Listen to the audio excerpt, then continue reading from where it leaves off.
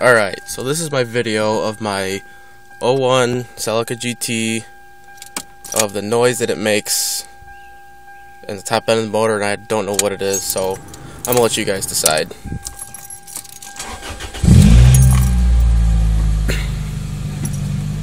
Can't really hear it at idle, but when you get up to about 2,000, 2,500, you could hear it.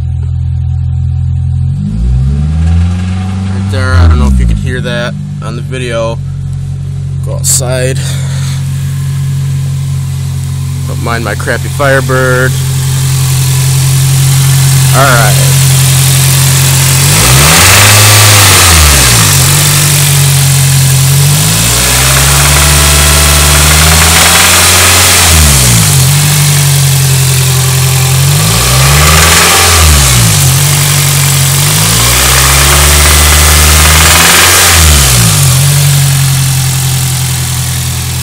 I don't know if you guys could hear that. I hope you could.